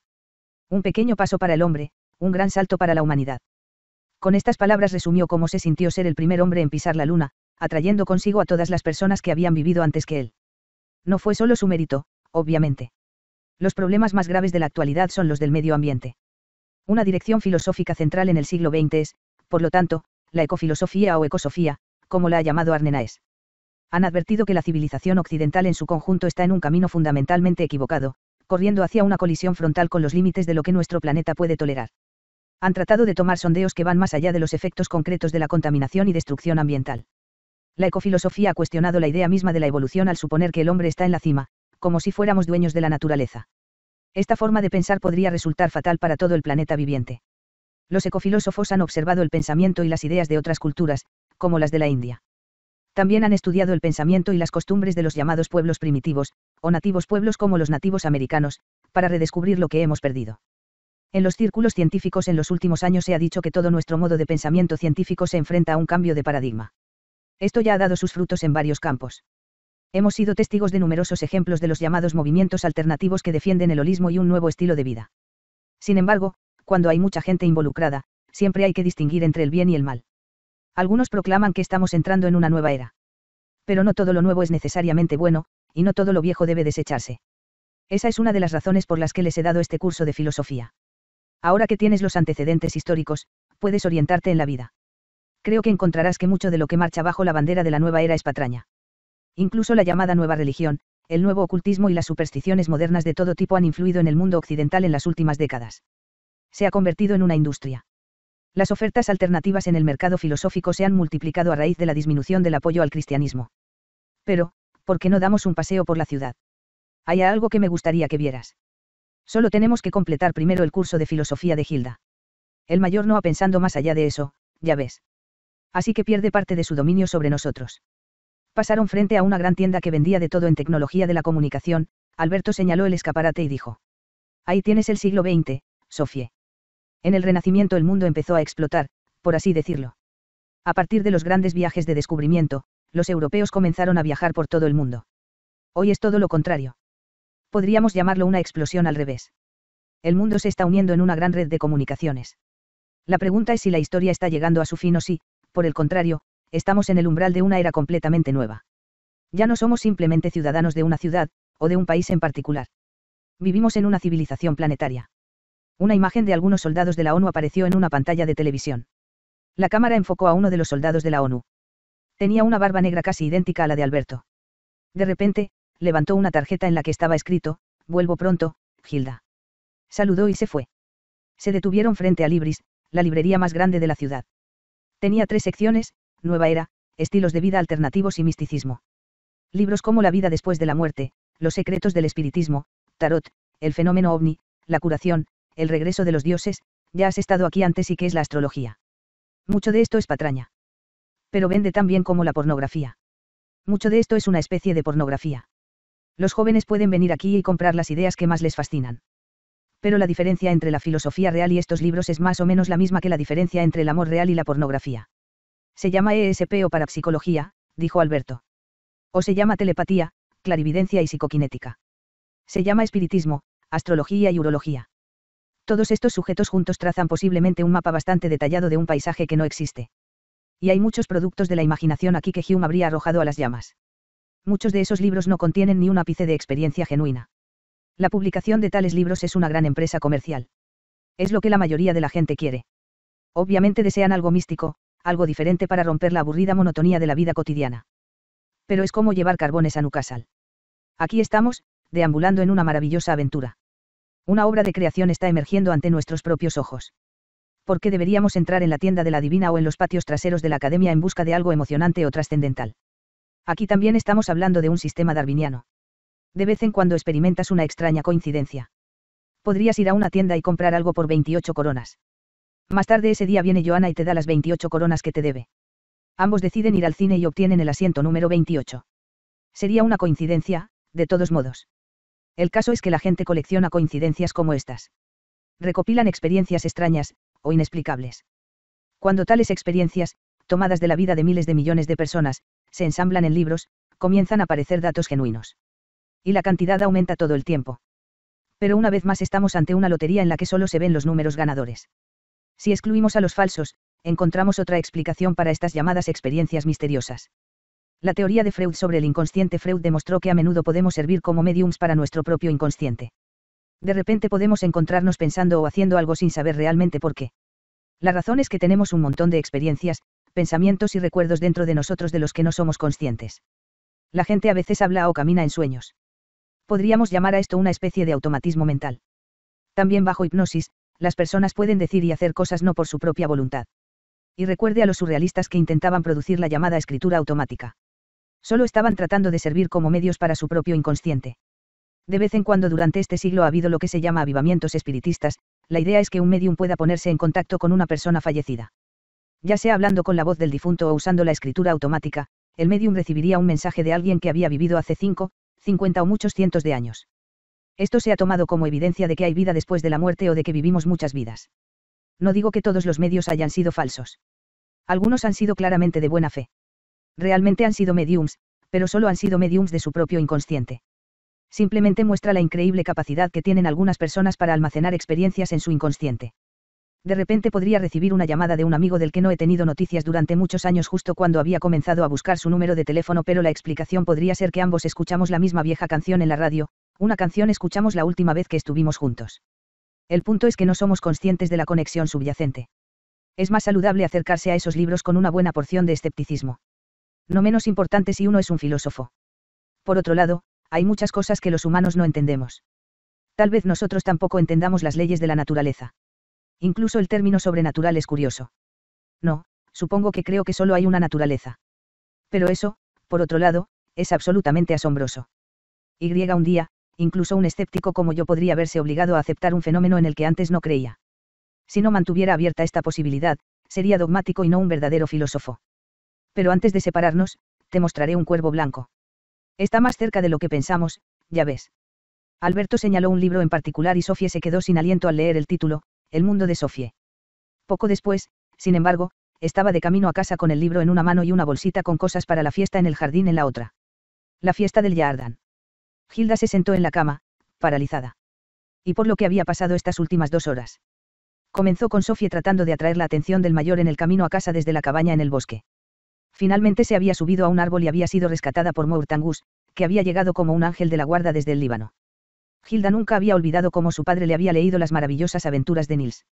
Ella y su padre habían tenido un lenguaje secreto que estaba conectado con el libro. Entonces Sofía tuvo su primera experiencia como cliente solitario en un café. A Hilda le había gustado especialmente lo que dijo Alberto sobre Sartre y el existencialismo. Una vez, hace aproximadamente un año, Hilda había comprado un libro sobre astrología. En otra ocasión había llegado a casa con un juego de cartas del tarot. La próxima vez fue un libro sobre espiritismo. Cada vez, su padre la había sermoneado sobre la superstición y su facultad crítica, pero había esperado hasta ahora el golpe final. Su contraataque fue mortalmente preciso. Para estar absolutamente seguro, él la había saludado desde la pantalla de un televisor en una tienda de radio. Sofía, ¿quién eres? ¿De dónde es? ¿Por qué has llegado a mi vida? Finalmente, a Sofía le habían dado un libro sobre sí misma. Era el mismo libro que Hilda ahora tenía en sus manos. Esto era solo una carpeta de anillas. Pero aún así, ¿cómo podría uno encontrar un libro sobre uno mismo en un libro sobre uno mismo? ¿Qué pasaría si Sofía comenzara a leer ese libro? ¿Qué iba a pasar ahora? ¿Qué podría pasar ahora? Solo quedaban unas pocas páginas en su carpeta de anillas. Sofía conoció a su madre en el autobús de camino a casa desde la ciudad. ¿Compraste un libro? No, no exactamente. Sophie's World, qué curioso. Solo quiero echar un vistazo a la primera página, de acuerdo. Sofía Amundsen estaba de camino a casa desde la escuela. Había recorrido la primera parte del camino con Joanna. Habían estado discutiendo sobre robots. Está escrito por alguien llamado Albert Nayo. Debe ser un recién llegado. ¿Cómo se llama tu Alberto, por cierto? Knox. Probablemente resultará que esta persona extraordinaria ha escrito un libro completo sobre ti, Sophie. Se llama usar un seudónimo. Albert Nash vive en una realidad completamente diferente. Por eso este libro es un cuervo blanco. Corrieron directamente a una manifestación. No había más de unas 10 o 12 personas. Sus pancartas decían, el mayor está a la mano si a delicioso medio verano come más poder a la ONU. Debería sorprenderte de no estar sorprendido, en cualquier caso. Sophie. Creo que ya no creo en los verdaderos filósofos. Todo es sintético hoy en día. Pasaron la tarde y la noche preparándose. Todo estuvo listo media hora antes de la llegada de los invitados. El lugar de honor en el centro de la mesa estaba reservado para el pastel de cumpleaños, una pirámide de anillos de pasta de almendras. En la parte superior del pastel estaba la diminuta figura de una niña con un vestido de confirmación. Sofía estaba segura de que su madre solo lo había puesto allí porque Sofía le había dicho que no estaba segura de querer ser confirmada. Su madre parecía pensar que el pastel encarnaba la confirmación misma. Los invitados empezaron a llegar. Primero vinieron 3 de las chicas de la clase de Sofía. Jeremy y David vinieron. Sofía notó que Joanna y Jeremy ya habían comenzado a mirarse discretamente. Sofía recibió un diccionario filosófico así como un diario con candado, en la portada estaba escrito mis pensamientos filosóficos personales. Los padres de Joanna se detuvieron en la puerta del jardín en un Mercedes blanco. Sí, lo era, una muñeca Barbie. Solo estamos esperando a Alberto. 3,343/5,000. Resultados de traducción. Llevaban media hora sentados a la mesa cuando un hombre de mediana edad con perilla negra y boina subió caminando por Clover Close y entró por la puerta del jardín. Llevaba un ramo de 15 rosas rojas. Alberto. Sofía dejó la mesa y corrió a saludarlo. Le echó los brazos al cuello y le quitó el ramo. Respondió a la bienvenida rebuscando en el bolsillo de su chaqueta y sacando un par de petardos chinos que encendió y arrojó al patio. ¿Cómo? Se acercó a la mesa, encendió una bengala y la colocó encima de la pirámide de almendras. Luego se acercó y se quedó en el lugar vacío entre Sofía y su madre. Helena Amundsen dijo, demos también la bienvenida a Alberto Knox a esta fiesta filosófica en el jardín. Él no es mi nuevo novio, porque aunque mi esposo está muy a menudo en el mar, no tengo un nuevo novio por el momento. Sin embargo, esta asombrosa persona es la nueva profesora de filosofía de Sofía. Su destreza va más allá de lanzar fuegos artificiales. De repente, Joanna se levantó, caminó con determinación hacia Jeremy y le dio un sonoro beso en los labios. Él respondió tratando de tirarla hacia atrás sobre la mesa para agarrarla mejor mientras le devolvía el beso. No sobre la mesa, niños, fue el único comentario de la SRA. A Amundsen. ¿Por qué no? Preguntó Alberto volviéndose hacia ella. Nunca está mal que un verdadero filósofo haga preguntas. Un par de los otros chicos que no habían sido besados comenzaron a arrojar huesos de pollo al techo. Creo que es hora de retirar los platos y servir el pastel, dijo la SRA. A Amundsen. ¿Qué te hizo besarlo? Sofía le dijo a Joanna. Me senté mirando su boca y no pude resistirlo. Él es tan lindo. ¿Cómo sabía? No exactamente como lo había imaginado, pero... La madre de Sofía solo tengo esta hija, y solo está una vez que hace exactamente una semana y un día cumplió 15 años. Como ves, no hemos escatimado en gastos. Hay 24 anillos de almendras en el pastel de cumpleaños, por lo que hay al menos un anillo completo para cada uno de ustedes. Los que se sirven primero pueden llevarse 2 anillos, porque empezamos desde arriba y los anillos se hacen más y más grandes a medida que avanzas. Así es también en la vida. Cuando Sofía era una niña, andaba tropezando con pequeños anillos. Pero a medida que pasaban los años, los anillos se hacían más y más grandes. Ahora llegan directamente al casco antiguo y regresan. Y además, con un padre que está tanto en el mar, hace llamadas a todas partes del mundo. Te felicitamos por tu 15º cumpleaños, Sophie. Uno de los chicos tiró un petardo al peral. Joanna se levantó de la mesa y levantó a Jeremy de la silla. Se acostaron en el pasto y comenzaron a besarse nuevamente. Sophie vio desde la distancia que Jeremy estaba tratando de desabotonar la camisa blanca de Joanna, que ya estaba cubierta con manchas verdes de la hierba. Sophie miró con desesperación a Alberto. Está sucediendo más rápido de lo que pensaba, dijo. Tenemos que salir de aquí lo antes posible. Solo tengo que dar un breve discurso. Querida Sophie, comenzó. Dado que esta es una fiesta de jardín filosófica, daré un discurso filosófico. En esta compañía desenfrenada, una dosis de razón podría no estar fuera de lugar. Pero pase lo que pase, no olvidemos felicitar a Sophie por su 15º cumpleaños. Durante las últimas semanas, Sophie y yo hemos llevado a cabo una importante investigación filosófica. Aquí y ahora revelaremos nuestros hallazgos. Revelaremos los secretos más íntimos de nuestra existencia.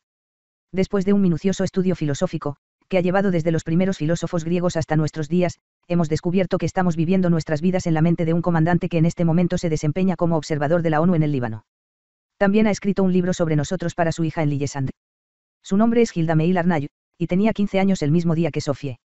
El libro sobre nosotros estaba en su mesita de noche cuando se despertó temprano en la mañana del 15 de junio. Para ser más precisos, estaba en forma de carpeta de anillas. Incluso mientras hablamos, puede sentir las últimas páginas de la carpeta de anillas bajo su dedo índice. Nuestra existencia es, por lo tanto, ni más ni menos que una especie de diversión de cumpleaños para Hilda Meil Arnay. Todos hemos sido inventados como marco para la educación filosófica del mayor de su hija. El pobre comandante de la ONU, que en este momento se ha sentado a la sombra de una palmera para evitar una insolación. Los días son calurosos en el Líbano, amigos míos. Pero la verdad es que es esta fiesta en el jardín la que es absolutamente pura tontería. La única dosis de razón en todo el partido es este discurso. Es una catástrofe existencial. Por ejemplo, solo eche un vistazo debajo de los arbustos de grosellas y verá lo que quiero decir. No puedes asegurarte contra el colapso de toda tu vida. Tampoco puedes asegurarte contra la salida del sol. No hay mucho más que decir. Cuando te hayas dado cuenta de que eres una imagen onírica en la conciencia somnolienta de otra persona, entonces, en mi opinión, lo más inteligente es permanecer en silencio. Pero puedo terminar recomendando que tomes un curso corto de historia de la filosofía. Es importante ser crítico con los valores de la generación anterior. Si algo he intentado enseñarle a Sophie es precisamente eso, a pensar críticamente. Hegel lo llamó pensar negativamente. El asesor financiero. Este agitador está tratando de romper todos los valores sólidos que la escuela y la iglesia y nosotros mismos estamos tratando de inculcar en la generación más joven. Son ellos quienes tienen el futuro por delante y quienes un día heredarán todo lo que hemos construido. Si este hombre no es retirado inmediatamente de esta reunión, tengo la intención de llamar a nuestro abogado. Él sabrá cómo lidiar con esta situación. Hace poca diferencia si te enfrentas a esta situación o no, ya que no eres más que una sombra.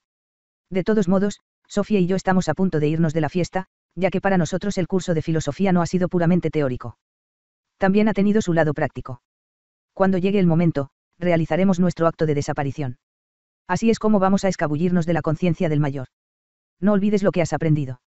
Es de este tipo de tonterías de las que debemos liberarnos. Tu madre es una dama dulce y amable, tal como Caperucita Roja. Por eso tengo que hacer lo que él dice, mamá. Un día tuve que dejarte. Te voy a extrañar, dijo su madre, pero si hay un cielo sobre este, tendrás que volar. Ni tú ni nadie más nos extrañará por la simple razón de que no existes. No sois más que sombras. Ese es el peor insulto que he escuchado, estalló la S.R.A. Ingebrigtsen.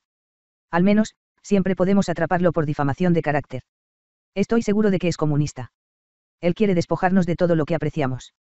El hombre es un sinvergüenza. Mamá, voy a tener un bebé de Joanna, anunció. Está bien, pero tendrás que esperar hasta llegar a casa. Alberto miró a Sophie con una expresión sombría. Es la hora. Luego, un invitado no invitado llegó en una motocicleta con una caja de cerveza y botellas de aquavit amarradas al portaequipajes. Cogió una botella de cerveza, se la bebió y dejó la botella vacía en medio del césped. Luego fue a la mesa y buscó los últimos 5 anillos del pastel de cumpleaños. Mostró a los otros invitados cómo lanzar los anillos para que cayeran sobre el cuello de la botella. La agonía, dijo Alberto. Será mejor que nos vayamos antes de que el mayor termine con todo y Hilda cierre la carpeta de anillas. Tendrás que limpiar sola, mamá. No importa, niño. Esto no era vida para ti. Si Alberto te puede dar uno mejor, nadie será más feliz que yo. No me dijiste que tenía un caballo blanco. Este fue una vez mi pequeño jardín del Edén, dijo. Y ahora te están sacando de ahí, dijo Alberto. Uno de los chicos estaba sentado en el Mercedes blanco. Aceleró el motor y el coche atravesó la puerta del jardín, Subió por el camino de grava y bajó al jardín. Escuchó la voz de Alberto. Ahora. En el mismo momento el Mercedes blanco se estrelló contra un manzano. La fruta inmadura cayó sobre el capó. Eso es ir demasiado lejos. Gritó el asesor financiero. Exijo una compensación sustancial. Es culpa de ese maldito sinvergüenza. ¿Dónde está él? Se han desvanecido en el aire, dijo Helena Amundsen, no sin un toque de orgullo. Se irguió en toda su estatura, caminó hacia la mesa larga y comenzó a limpiar después de la fiesta filosófica en el jardín. Contrapunto. Hilda se sentó en la cama. Ese fue el final de la historia de Sofía y Alberto. Pero, ¿qué había sucedido realmente? ¿Por qué su padre había escrito ese último capítulo? Fue solo para demostrar su poder sobre el mundo de Sofía. Coincidió con Alberto en que lo único sensato que había pasado en la fiesta en el jardín era su discurso. Seguramente su padre no pensó que el mundo de Hilda era tan caótico como la fiesta en el jardín de Sofía. O que su mundo también se disolvería eventualmente. Dependía de la propia Hilda continuar la historia. O realmente se las habían arreglado para escabullirse. Si Alberto y Sofía realmente hubieran logrado escabullirse de la historia, no habría nada al respecto en la carpeta de anillas. Todo lo que había allí, desafortunadamente, estaba claro para su padre. Podría haber algo escrito entre líneas. Había más que una mera sugerencia de ello. Hilda se dio cuenta de que tendría que volver a leer la historia completa una o dos veces más. Cuando el Mercedes blanco entró en el jardín, Alberto arrastró a Sofía con él al estudio. Luego corrieron hacia el bosque en dirección a la cabaña del mayor. Rápidamente. Exclama Alberto. Tiene que suceder antes de que empiece a buscarnos. Estamos más allá del alcance del mayor ahora. Estamos en la frontera. Remaron a través del agua y corrieron hacia la cabaña. Alberto abrió una trampilla en el suelo. Empujó a Sofía al sótano. Entonces todo se volvió negro. En los días que siguieron, Hilda trabajó en su plan. Envió varias cartas a Ankvamsdal en Copenhague. También solicitó la ayuda de amigos y conocidos, y reclutó a casi la mitad de su clase en la escuela. En el medio, leyó El mundo de Sofía. El sábado, 23 de junio se despertó sobresaltada alrededor de las 9. Sabía que su padre ya había dejado el campamento en el Líbano. Más tarde en la mañana comenzó los preparativos para la víspera de San Juan con su madre. Sofía y Alberto se sentaron en un césped frente a dos grandes edificios. Una pareja joven salió caminando de uno de los edificios. Él llevaba un maletín marrón y ella un bolso rojo colgado del hombro. Un coche circulaba por una calle estrecha al fondo. Lo hicimos. Esto es Oslo. Uno de estos edificios se llama Siatounuf, que significa el nuevo palacio. La gente estudia música allí. La otra es la facultad de la congregación. Es una escuela de teología. Más arriba en la colina estudian ciencias y en la cima estudian literatura y filosofía. Estamos fuera del libro de Hilda y más allá del control del mayor. Si ambos. Nunca nos encontrará aquí. Mientras el mayor estaba ocupado estrellando el auto del asesor financiero contra un manzano, aprovechamos la oportunidad para escondernos en la guarida. Estábamos entonces en la etapa embrionaria. Éramos tanto del viejo como del nuevo mundo. Pero escondernos allí era algo que el mayor no podía haber imaginado. Él nunca nos habría dejado ir tan fácilmente. Así las cosas, fue como un sueño.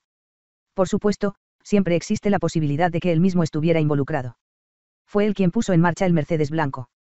Puede que se haya esforzado al máximo para perdernos de vista. Probablemente estaba completamente exhausto después de todo lo que había estado sucediendo. Quería que alguien confirmara lo que Alberto había dicho. Se levantó y se acercó a ellos. Disculpe, ¿le importaría decirme el nombre de esta calle? Pero la ignoraron por completo. No pueden oírme, dijo desesperadamente, y justo cuando lo dijo, recordó su sueño sobre Hilda y el crucifijo de oro. Es el precio que tenemos que pagar. Aunque nos hemos escapado de un libro, no podemos esperar tener exactamente el mismo estatus que su autor. Pero realmente estamos aquí. De ahora en adelante, nunca seremos ni un día más viejos de lo que éramos cuando salimos de la fiesta filosófica en el jardín. Eso significa que nunca tendremos ningún contacto real con las personas que nos rodean. Un verdadero filósofo nunca dice nunca. Este es el día en que el padre de Hilda regresa del Líbano. Es por eso que debemos darnos prisa. La gente pasaba como si Sofía y Alberto fueran invisibles. Los coches estaban aparcados junto a la acera a lo largo de la calle. Alberto se detuvo junto a un pequeño descapotable rojo con la capota bajada. Esto servirá, dijo. Debemos asegurarnos de que sea nuestro. Es un coche de fantasía, Sofía. Es como nosotros. La gente aquí solo ve un espacio vacante. Eso es todo lo que tenemos que confirmar antes de seguir nuestro camino. Un niño venía en bicicleta por la acera. Giró repentinamente y atravesó el auto rojo y salió a la carretera. Allí, ¿ves? Es nuestro.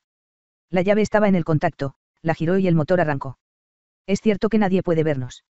Solo personas de nuestra propia especie. Podríamos conocer a algunos de ellos.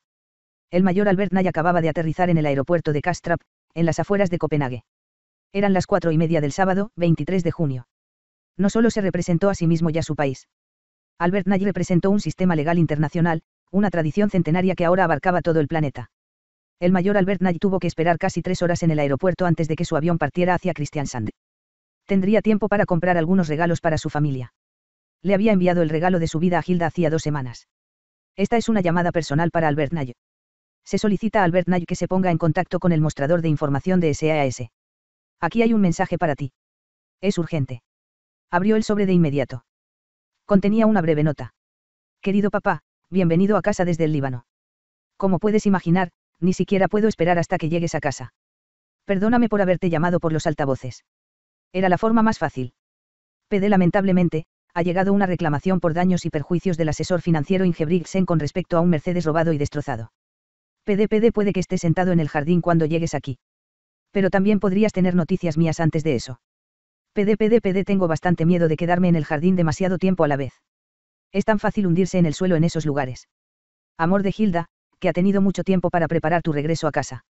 El primer impulso del comandante Albert Nye fue sonreír. Pero no apreciaba ser manipulado de esta manera.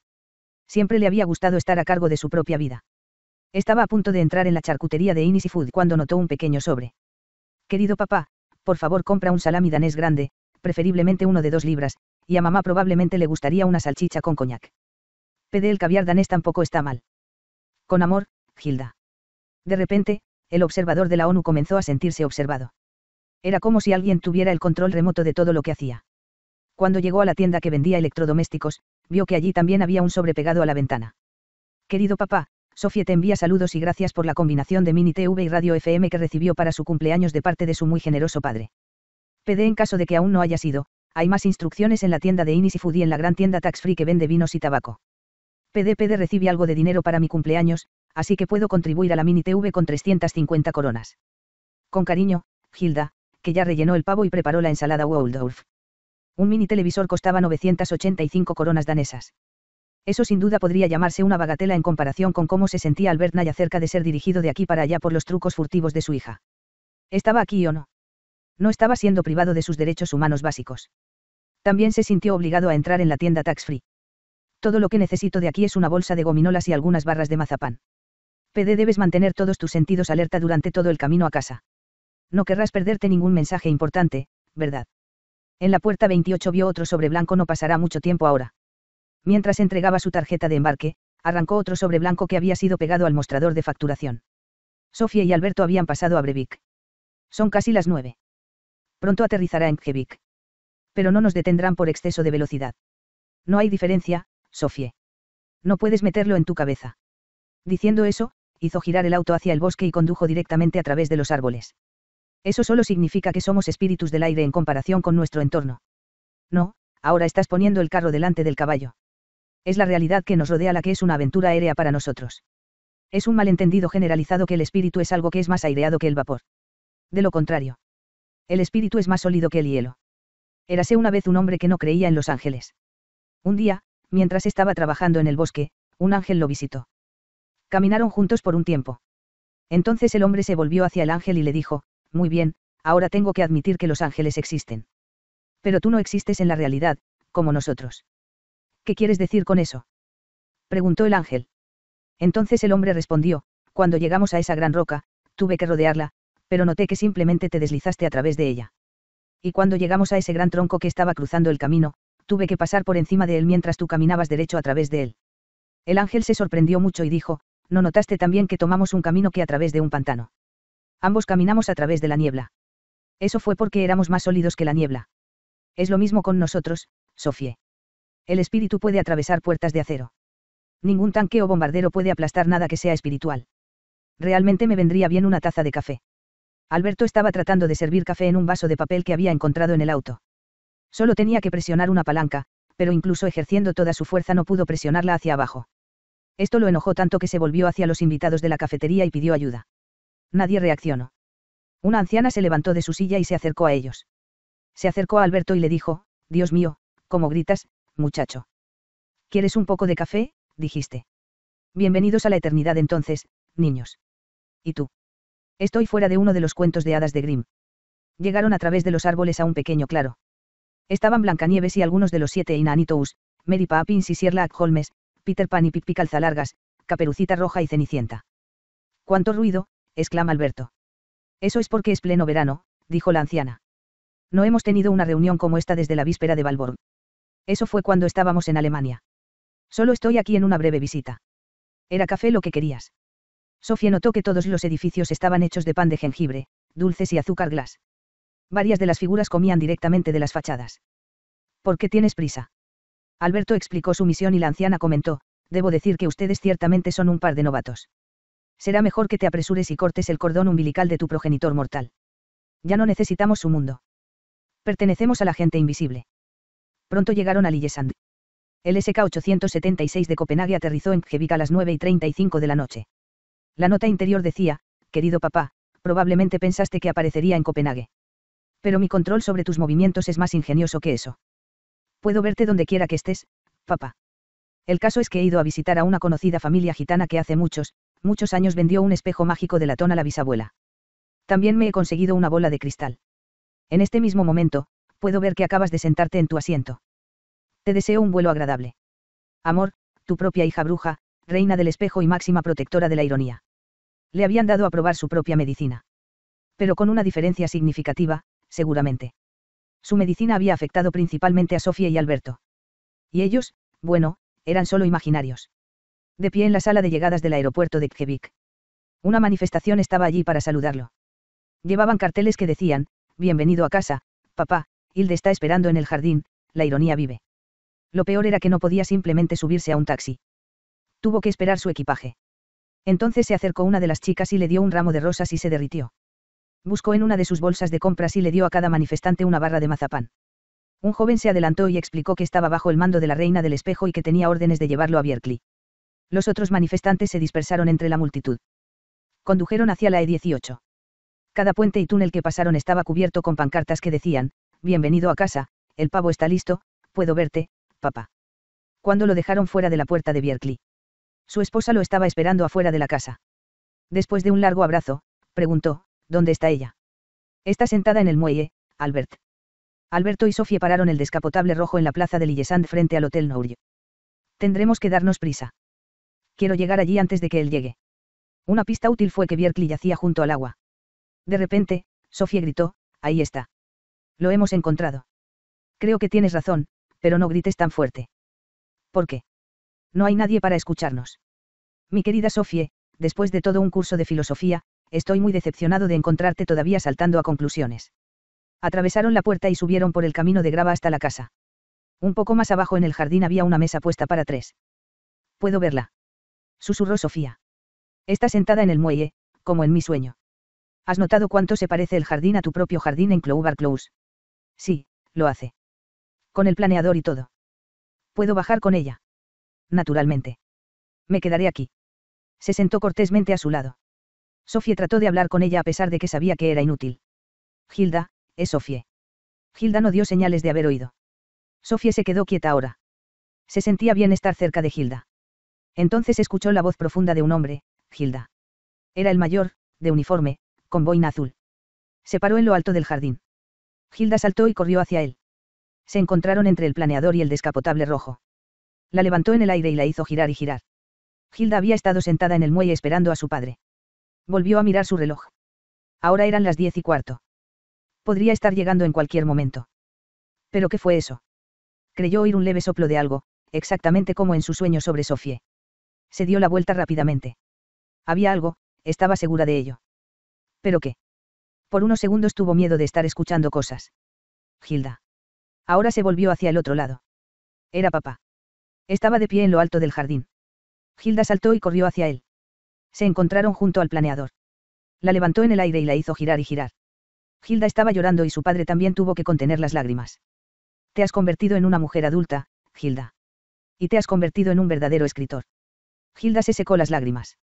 Luego tenían que repasar la carpeta de anillas y la historia de Sofía y Alberto de punta a punta y de atrás para adelante. SHH. ¿Qué es? ¿No lo escuchaste? Algo chirriando. No. Su padre dijo, pero el curso de filosofía aún no ha terminado. No lo es. Esta noche les voy a hablar sobre el universo. Cuando Hilda se levantó de un salto y corrió hacia su padre, Sofía sintió que se le saltaban las lágrimas. Ella nunca sería capaz de alcanzarla. Sophie tenía una profunda envidia de Hilda porque había sido creada como una persona real de carne y hueso. Alberto tocó la bocina del auto. Hilda no hizo exactamente lo mismo. Has estado llorando. Tiene tanta suerte de ser una persona real. Ahora crecerá y será una mujer de verdad. Estoy seguro de que ella también tendrá hijos reales. Pero hay dos lados en todo. Eso fue lo que intenté enseñarte al comienzo de nuestro curso. Pero la que gane la suerte de la vida, debe también sacar la suerte de la muerte, ya que la suerte de la vida es la muerte. Pero aún así, no es mejor haber tenido una vida que nunca haber vivido realmente. No podemos vivir una vida como la de Hilda, o como la del comandante. Por otro lado, nunca moriremos. Somos las personas invisibles. Quizás lo que más envidio de Hilda es todo esto, su vida familiar. Pero tú también tienes una familia. Y tienes un gato, 2 pájaros y una tortuga. Pero dejamos todo eso atrás, no. De ninguna manera. Es solo el comandante quien lo dejó atrás. Ha escrito la última palabra de su libro, querida, y nunca más nos encontrará. Eso significa que podemos volver. Cuando queramos. Pero también vamos a hacer nuevos amigos en el bosque detrás de la cafetería de Cenicienta. El Big Bang. Su padre rompió el silencio. Es un pensamiento extraño que vivamos en un pequeño planeta diminuto en el universo. Las distancias son tan grandes que las medimos en minutos luz y años luz. Un minuto luz es la distancia que recorre la luz en un minuto. Y eso es un largo camino, porque la luz viaja por el espacio a 300.000 kilómetros por segundo. Eso significa que un minuto luz es 60 veces 300.000, o 18 millones de kilómetros. Un año luz son casi 10 billones de kilómetros. ¿A qué distancia está el Sol? Está a poco más de 8 minutos luz de distancia. Plutón, que es el planeta más alejado de nuestro sistema solar, está a unas 5 horas luz de nosotros. Cuando un astrónomo mira a Plutón a través de su telescopio, en realidad está mirando 5 horas atrás en el tiempo. Nuestro propio Sol es una de las 400.000 millones de otras estrellas en la galaxia que llamamos la Vía Láctea, con nuestro Sol situado en uno de sus varios brazos espirales. Cuando miramos hacia el cielo en una noche clara de invierno, vemos una amplia banda de estrellas. Esto se debe a que estamos mirando hacia el centro de la Vía Láctea. La distancia a la estrella de la Vía Láctea, que es nuestro vecino más cercano, es de 4 años luz. Toda la galaxia, o nebulosa, como también la llamamos, tiene 90.000 años luz de ancho. Cuando miramos una estrella en la Vía Láctea que está a 50.000 años luz de distancia de nuestro Sol, estamos mirando 50.000 años atrás en el tiempo. Nunca podremos saber cómo es el universo ahora. Solo sabemos cómo era entonces. Pero todo lo que vemos salta a la vista en forma de ondas de luz. Y estas ondas de luz tardan en viajar por el espacio. Podríamos compararlo con un trueno. Siempre oímos el trueno después de haber visto el relámpago. Eso es porque las ondas de sonido viajan más lentamente que las ondas de luz. Es lo mismo con las estrellas. Cuando miro una estrella que está a miles de años luz de distancia, estoy viendo el retumbo de un trueno de un evento que se encuentra miles de años atrás en el tiempo. Los astrónomos dicen que hay alrededor de 100.000 millones de galaxias de este tipo en el universo, y cada una de estas galaxias consta de alrededor de 100.000 millones de estrellas. A la galaxia más cercana a la Vía Láctea la llamamos nebulosa de Andrómeda. Se encuentra a 2 millones de años luz de nuestra propia galaxia. Las galaxias más distantes que conocemos hoy están a unos 10.000 millones de años luz de nosotros.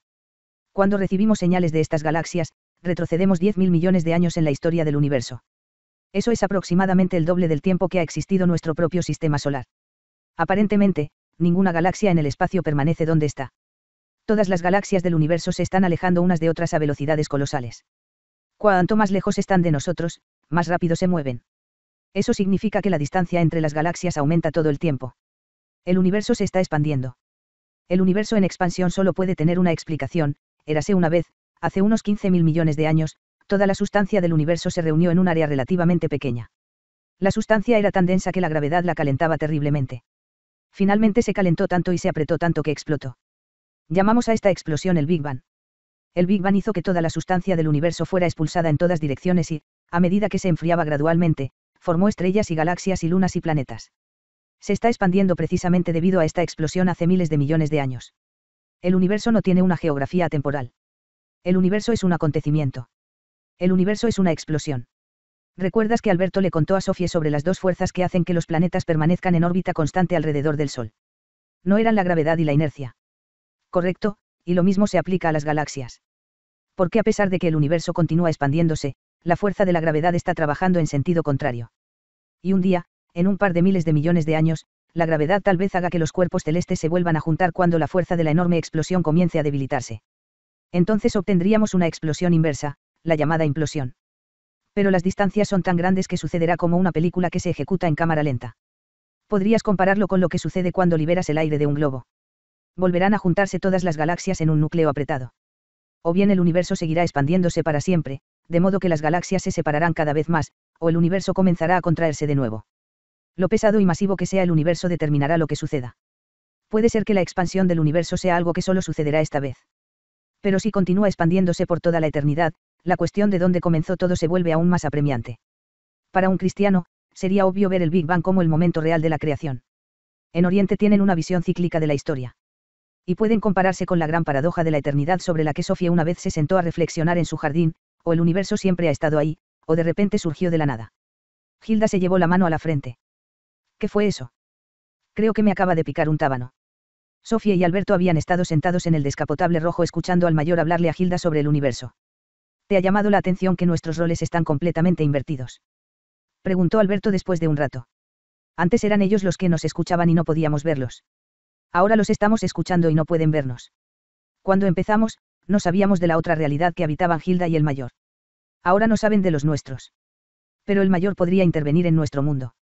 Nuestro mundo no era más que sus intervenciones. Todavía no he renunciado a toda esperanza de que también podamos intervenir en su mundo. Abrió la guantera y encontró una llave inglesa. Ella lo agarró y saltó del auto. Finalmente, levantó la llave inglesa por encima de su cabeza y la estrelló contra la frente de Hilda. ¡Ay!, dijo Hilda. Entonces Sofía golpeó al comandante en la frente, pero él no reaccionó en absoluto. ¿Qué fue eso?, preguntó. Creo que me acaba de picar un tábano. Viene una brisa fría, dijo Hilda. ¿Recuerdas a Alberto y su plan secreto? Simplemente desaparecieron de la fiesta en el jardín.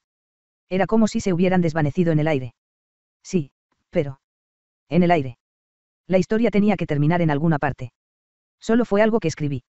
Eso fue, sí, pero no lo que sucedió después. Supongamos que estuvieran aquí. Puedo sentirlo, papá. Sofía volvió corriendo al coche. Escribiste que había algo entre líneas. Quizás también haya algo entre líneas en este jardín. La fosforescencia y todos los demás organismos están hechos de elementos que alguna vez se mezclaron en una estrella.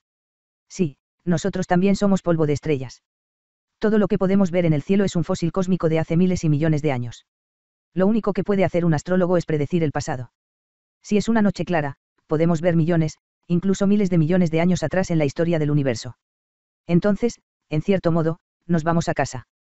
Tú y yo también comenzamos con el Big Bang, porque toda sustancia en el universo es una unidad orgánica. Una vez en una era primitiva, toda la materia se reunió en un grupo tan enormemente masivo que la cabeza de un alfiler pesaba muchos miles de millones de toneladas. Este átomo primigenio explotó debido a la enorme gravitación. Era como si algo se desintegrara. Cuando miramos hacia el cielo, estamos tratando de encontrar el camino de regreso a nosotros mismos. Todas las estrellas y galaxias del universo están hechas de la misma sustancia, todos tienen el mismo origen. Todas las estrellas y todos los planetas pertenecen a la misma familia. Pero, ¿qué es esta sustancia terrenal? Esa es la gran pregunta. ¿Por qué nosotros mismos somos de esa sustancia? Somos una chispa del gran fuego que se encendió hace miles de millones de años. Sin embargo, no debemos exagerar la importancia de estas cifras. Basta con sostener una piedra en la mano. El universo habría sido igualmente incomprensible si solo hubiera consistido en esa piedra del tamaño de una naranja. La pregunta sería igual de impenetrable: ¿de dónde salió esta piedra? Sofía, quiero probar el bote de remos, dijo. Está atado. Y nunca seríamos capaces de levantar los remos. Lo intentamos. Tenemos suficiente tiempo. Un verdadero filósofo nunca debe darse por vencido. Si tan solo pudiéramos soltarlo. Hay más estrellas ahora, dijo Hilda. ¿Recuerdas la noche antes de partir hacia el Líbano? Era el día de Año Nuevo. Fue entonces cuando decidí escribir un libro sobre filosofía para ti. Es como si estuviéramos sentados en la punta de los finos pelos de la piel del conejo blanco. Me pregunto si hay alguien por ahí en la noche de los años luz. El bote de remos se ha soltado. Así ha sido. No lo entiendo. Bajé y lo comprobé justo antes de que llegaras. ¿Acaso tú? Me recuerda cuando Sofía le pidió prestado el bote a Alberto. ¿Recuerdas cómo yacía a la deriva en el lago? Apuesto a que es ella en el trabajo otra vez. Adelante, búrlate de mí. Toda la noche, he podido sentir a alguien aquí. Uno de nosotros tendrá que nadar hacia él. Iremos los dos, papá. Fin.